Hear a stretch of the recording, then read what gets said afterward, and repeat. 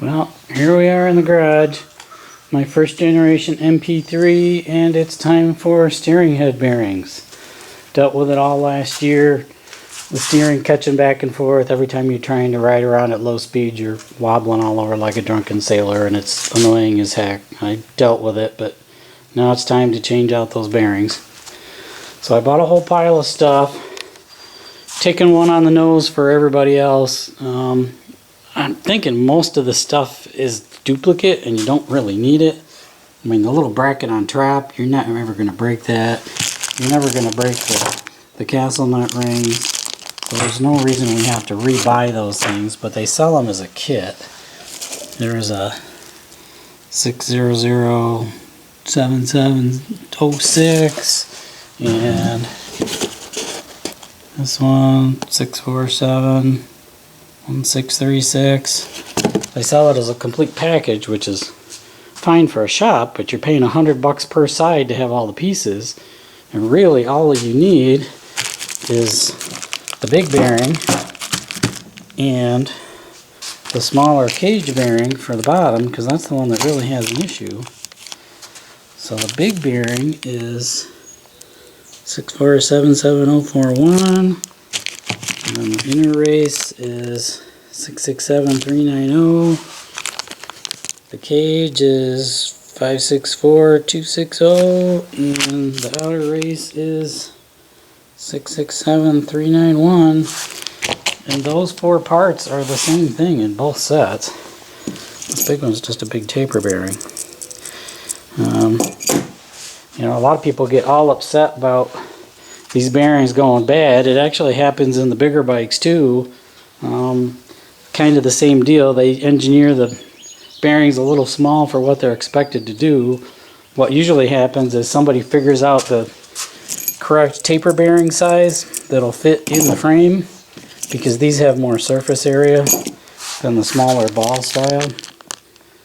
And that's what I actually did on the bigger bike. And after that, they're usually fine forever. But the MP3s, we just got to get it out of there. It's kind of a pain because there's so many pieces to take apart, but we'll do it. The other thing I did is I splurged and spent the bucks for these stupid things. They're the little doobies that let you torque the castle nuts down to the right size. Let's get this thing tore apart, see how it goes. Well, since I'm a glutton for punishment, I figured I'd go ahead and document this process as we go. First step to get to those bearings is you got to take the nose off. So let me start ripping that down and we'll get her going.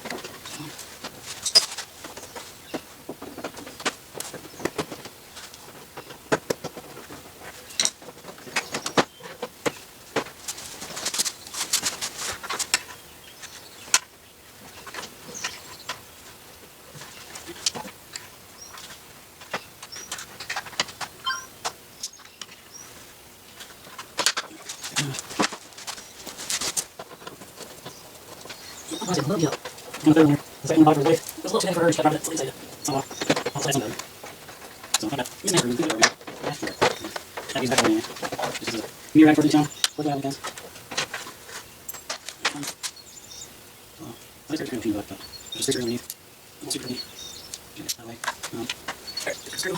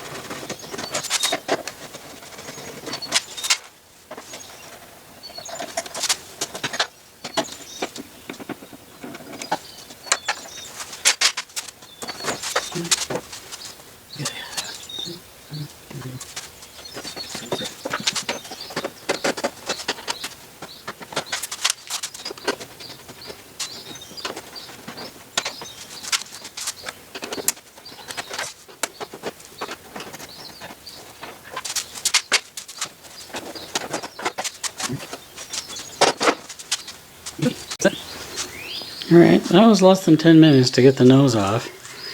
Now we have access to everything. We got access to the top of the struts. We can knock those out. There's the tilt motor and the radiator and cooling and the brake reservoir and the blue pressure switch. Everything's all accessible now, so that's pretty easy. The design choice that makes these things such a pain is you can't just drop the tube, because they put both the brake lines and the hydraulic lines for the suspension stoppers down through the center of the tube. So in order to knock that loose, you have to disconnect all that plumbing, and then you got to rebleed the system when you're done, which adds extra time to it. But otherwise, it's just a standard tube. There's a bearing in the top and a bearing in the bottom. Not a big deal. It's not highly technical, it's just time consuming. Let's carry on. Taking a closer look here, I need to disconnect the steering tie rod. When you do that, you'll find out that there's some shim washers on either side of this. That's how you set the toe in and toe out. So when you do that, keep track of how many washers are on which side. And you probably want to reset it when you're done. It looks like the lines coming out of the bottom of the tube are hard lines, so you can't disconnect the bottom and pull it up through. I'm going to have to disconnect the top and let it pull down. And it's not like I don't have enough grease in these bearings. I bought the grease fitting and I grease them regularly, and I always have grease dripping out on the fender.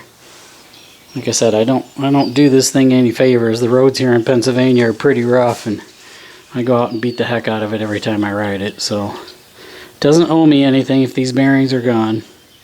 So I'm gonna disconnect these lines at the top. It's probably gonna be messy, but we'll see what happens.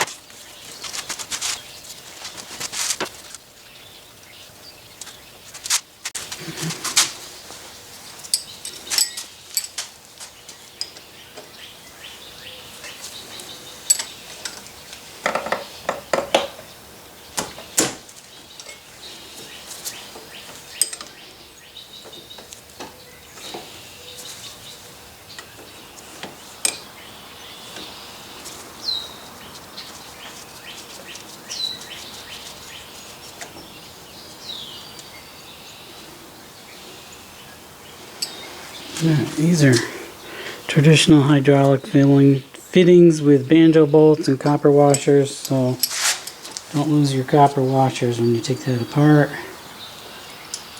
Oop, and there goes the copper washer. Dang it.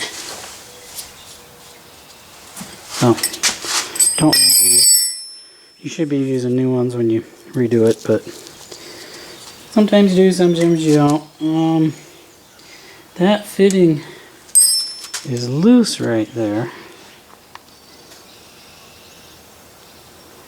I'm not sure if I can pull that down through the hole or not. Guess we'll find out when we get there. Alright, those fittings are both loose, but the top set of the plumbing is still in the way and it doesn't move. I think what I need to do is undo this little bracket here, which is the piece that comes with the kit, to get those fittings off of the top. Let me get some tape and mark those just so I know which one is which. Okie dokie, just for my benefit, I marked those so that I get them back in the right place when I'm done. The red goes to the brake, the yellow goes down to the hydraulics, and if you wiggle the pipe at the bottom a little bit, I don't know if you can see it, you can verify which one is which. So I know I got the right one. And I'll mark the other side the same way when I get over there. That way I won't get these mixed up. Obviously, mixing hydraulics between brakes and suspension probably isn't going to end well. Okay, let's pop them off the bracket in the front and see how that works out for us. Smaller socket.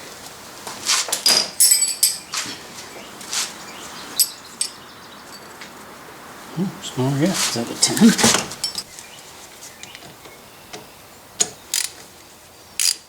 Oh. Well, we're barely on there. Very interesting.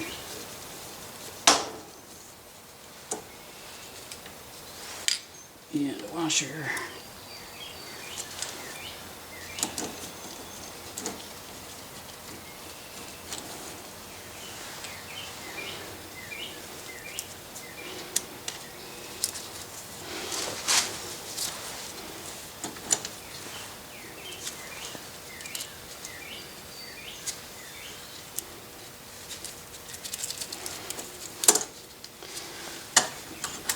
Back on here just so there's one less thing floating around. Keep these nuts and bolts assemblies together. Okay, so those are out of the way. We got ready access to the castle rings. I think those heads are small enough that they'll drop right down through there without needing to disassemble the brackets and the keepers at the bottom. Let's take that apart. Pop these rings off.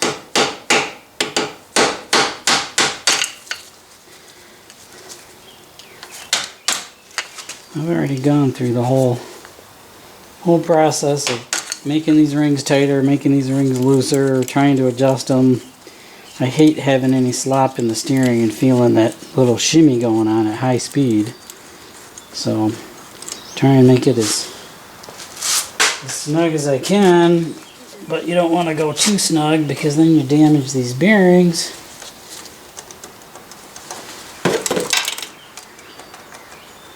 Come off of there. Alright, that comes right off.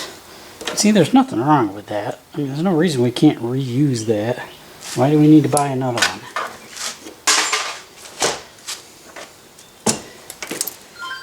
Same way with these rings, there's nothing wrong with them.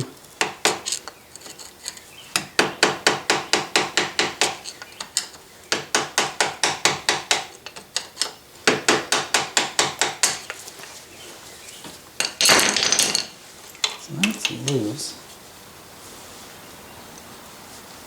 I can just work that off of there.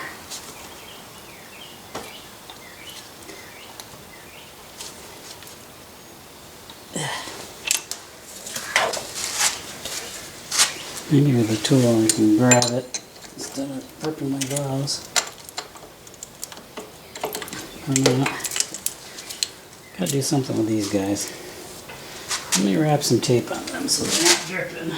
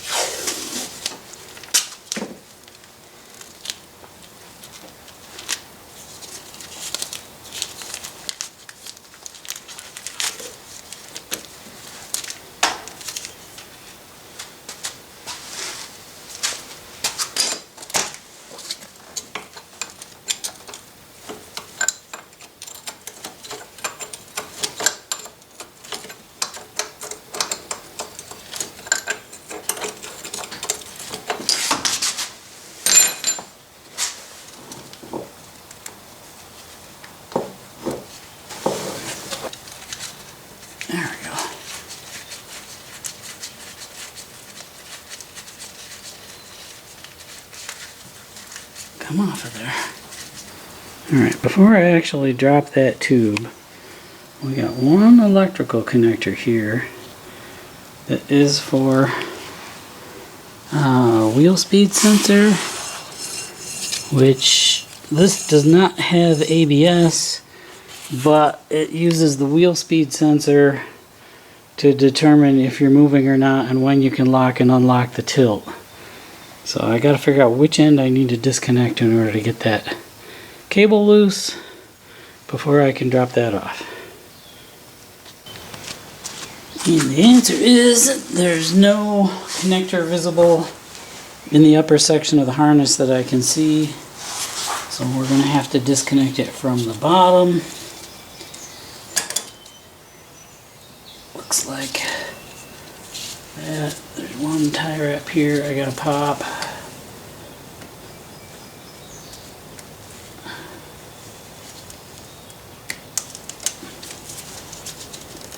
Pop use.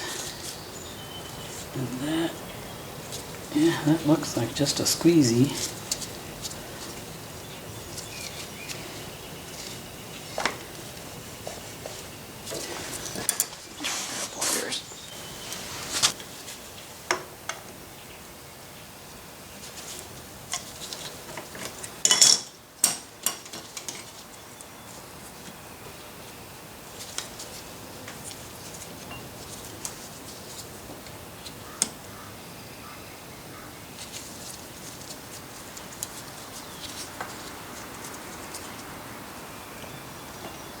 There we go. Come on. There you go. There you go. Got a nice water protected connector. So that's loose. Ish. Squeeze through there. Through there.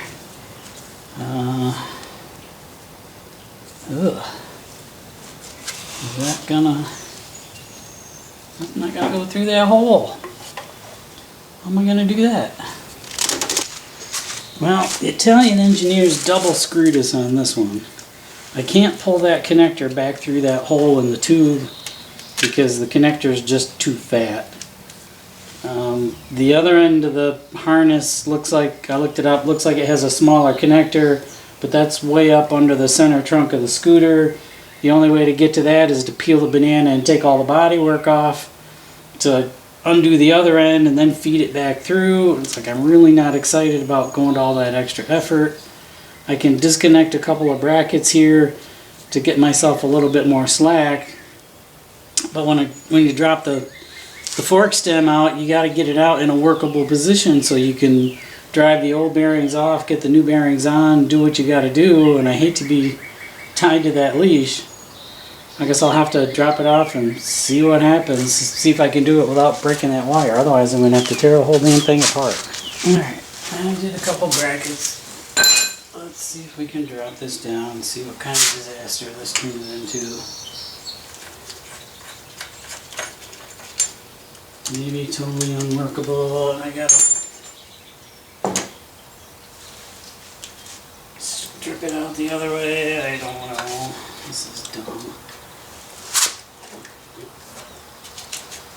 Get out of the way. Get out of the way. Alright, so we got a plate on the top and the upper race.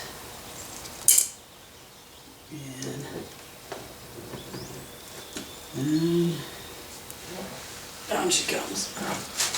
And look at all that lovely grease.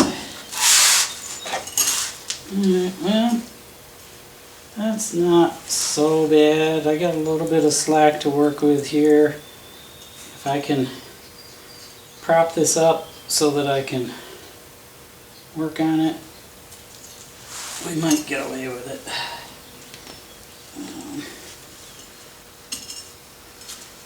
Go that way.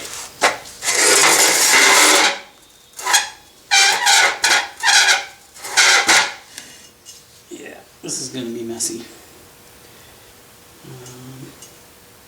because I'm sitting on the rotor. Can I take the whole thing? That might be better. There. That might work. We'll give that a try. Alright, let me de-goop that a little bit and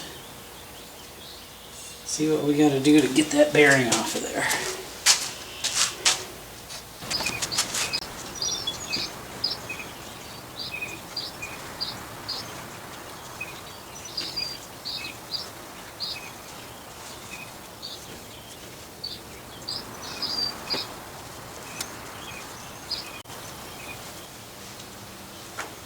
Alright, that's not so bad. So, we got one bearing race, and we got one little fat washer on the bottom. So one way or another we gotta drive those off of there. Don't know if I don't think I can get them.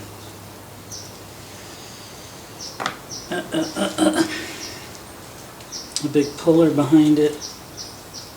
So let's see if we can just beat it off the hard way with a hammer and chisel. See if it will come loose. I guess it depends on how tight it's on there. I beat on it a little bit with a small hammer and I can see it moving, so bearing's not on there too tight. We continue the process with a bigger hammer and see if we can't pop it right off of there.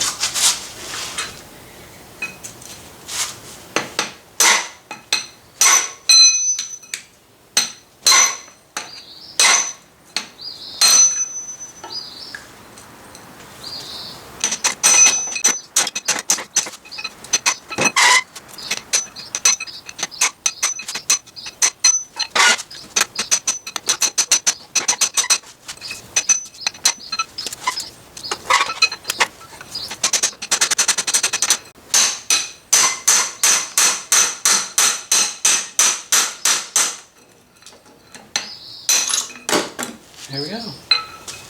That one did it all. So yeah, you're definitely going to booger up that bottom washer. The bearing popped right off. That wasn't so bad. More than likely it wasn't the bottom bearing that had an issue anyway. It's probably the top bearing. But we'll have to knock those other races out so we can see for sure what's going on. If you thought that this was going to be an elegant process, you are mistaken. The top race has a little bit of a lip on the inside. I was able to get a long rod up beneath there and drive that up with a hammer, and that popped the top race out.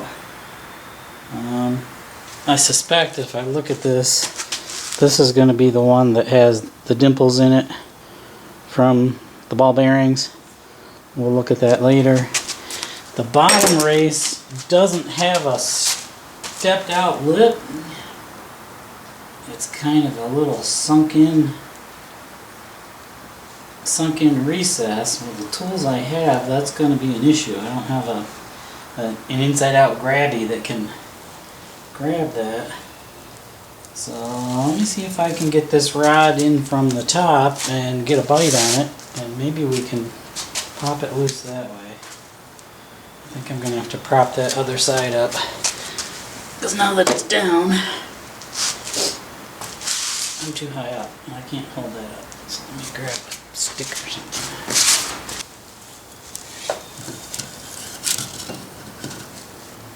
There, let's go with that.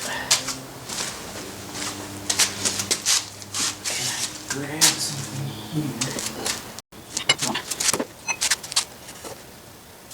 Here. Oh, okay.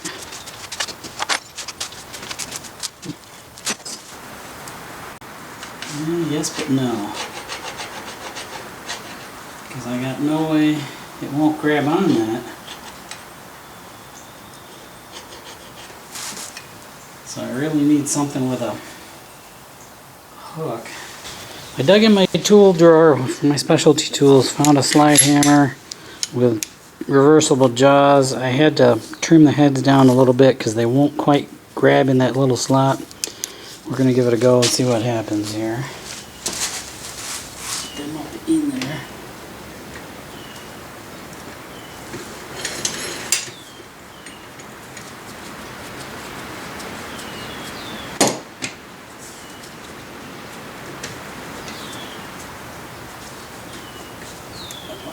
Well, they're going to grab. Alright, take two. I don't want to take too much off of these teeth or it won't grab at all. It'll just curl over.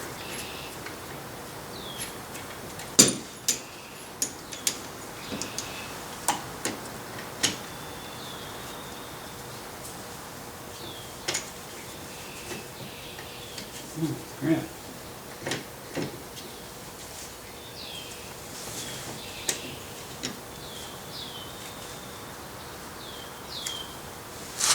You're in there.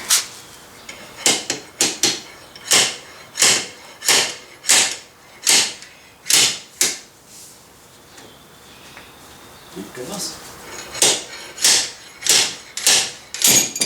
Ding.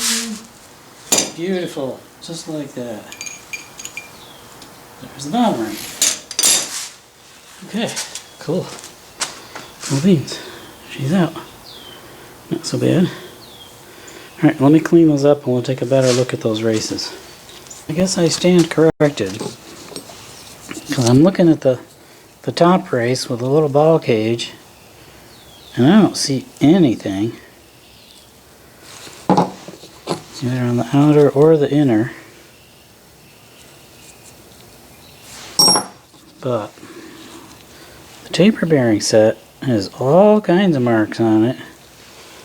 And if you look at it this way, I don't know if I can get it to focus, but you can see, go through there, you turn that light, and you can see marks all over the place. So I guess it's the bottom that has the problem. So either way, if you're going to go to this much trouble, you're going to go ahead and replace both at the same time. So let's carry on. Alright, because we're in interesting times and getting parts may be an issue for a while, if you're looking to source just this bearing, that is a KBC 32008 XDYPN Korea 0297 Y0711-195-80518 bearing, and looks like same thing on the other side. 3208 XDY Korea 297 Y0711-12005918. So it's just a Korean taper bearing. The smaller cage bearing doesn't appear to have any marks on it at all.